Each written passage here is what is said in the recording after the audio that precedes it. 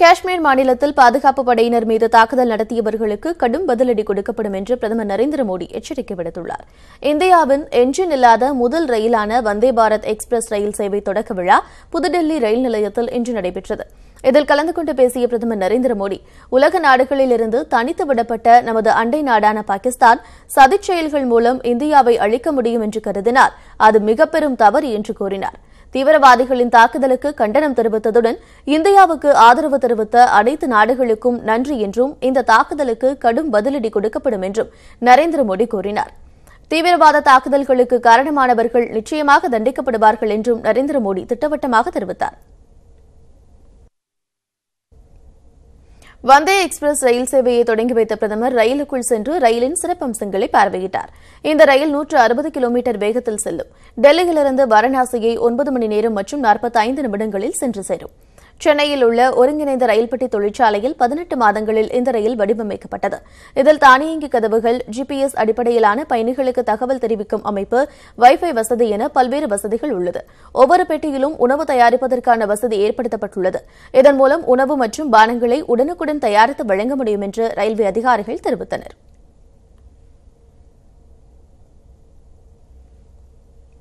காஷ்மீரில் நேற்று நடைபெற்ற தாக்குதலில் தூத்துக்குடியைச் சேர்ந்த சிஆர்பிஎஃப் வீரர் சுப்பிரமணி மரணமடைந்த நிலையில் உறுதியான தகவல் கிடைக்காததால் அவரது குடும்பத்தினர் குழப்பத்தில் உள்ளனர்.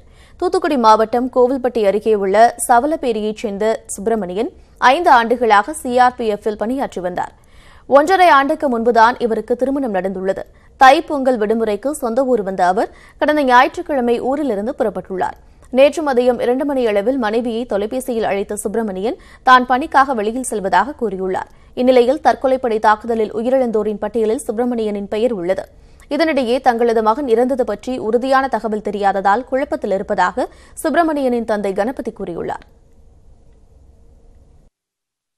ஜம்முல இந்த மாதிரி ஆக்சிடென்ட் ஆயிட்டு அதனால சுப்பிரமணியம் அதில் சேர்ந்துருப்பாங்க அப்படின்னு முதல்ல டவுட்டாக சொல்லிட்டான். மறுபடி டீட்டெயிலாகவே சொல்லிட்டான் கடைசியில். இப்போ என் மகளும் அங்கேருந்து பிறப்பிட்டு வந்துக்கிட்டு இருக்கா. அங்கே சிஆர் போலீஸ் உங்களுக்கு தகவல் கொடுத்தாங்க? போலீஸ்லேருந்து கொடுக்கல, இன்னும் கொடுக்கல. போலீஸ்லேருந்து கொடுக்கல, கலெக்டர் ஆஃபீஸ்லேருந்து வரல, ஒன்றும் தகவல் வரல. நீங்கள் அது அவங்ககிட்ட ஃபோன் பண்ணி பார்த்தீங்க திருப்பி? அவருக்கு யாருக்கு? அவர் சுப்பிரமணி தான். சுப்பிரமணி போகும்போது சுவிட்ச் ஆஃப் அப்படியே வந்துச்சு, ஒன்றுமே வரல, போகல. ஞாயிற்றுக்கிழமை வரை தங்களோடு மகிழ்ச்சியாக இருந்த சுப்பிரமணி தற்போது இறந்துவிட்டதாக கூறப்படுவது அவரது நண்பர்களை அதிர்ச்சிக்குள்ளாக்கியிருக்கிறது. பொங்கலுக்கு லீவுக்கு 1 மாதம் வந்திருந்தோம். வந்து நல்லா நாங்கள் எல்லாம் ஒன்றா தான் பேசிட்டு வச்சுட்டு இருந்தோம். பொங்கல் முடிஞ்சு இப்போ தான் லீவுக்கு போயிருக்கோம். போய் ஒரு நாள் அங்கே டியூட்டியில் ஜாயின் பண்ணுறேன்னு சொல்லிட்டு ஒரு நாள் தான் நியூஸ் அங்கே ஜாயின் பண்ணியிருக்கிறோம். ஜாயின் பண்ணோம், நான் டியூட்டி போகிறேன்னு சொல்லிட்டு பகலில் 2 மணிக்கு வீட்டுக்கு அவங்க மனைவிக்கு ஃபோன் வந்திருக்கு, அன்றைக்கி தான் டியூட்டி ஜாயின் பண்ண போகிறேன் அப்படின்னு சொல்லிட்டு. அப்புறம் போயிட்டு உள்ளே சேர்த்தவன் இன்ன வரைக்கும் ஒரு நியூஸ் ஒன்றும் தெரில. கவர்மெண்ட்லேருந்து இன்ன வரைக்கும் எங்களுக்கு எந்த ஒரு தகவலும் கிடைக்கல. அங்கே அவன் தானா கன்ஃபார்மாக எங்களுக்கு ஒரு வரைக்கும் தெரியலை. கவர்மெண்ட்லேருந்து தகவல் தெரிஞ்சுன்னா எங்களுக்கு கொஞ்சம் நல்லா இருக்கும்.